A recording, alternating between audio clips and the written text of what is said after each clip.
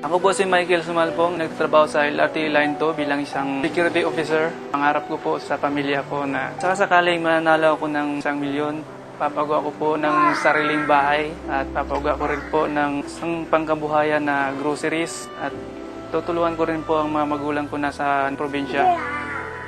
Sa anak ko naman, gusto ko po na paglaki niya, gusto ko pong makapagtapos siya ng pag-aaral. Sa ganun ay makatulong din po siya sa amin.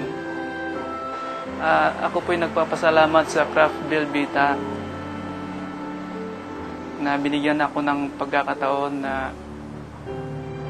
makapaglaro.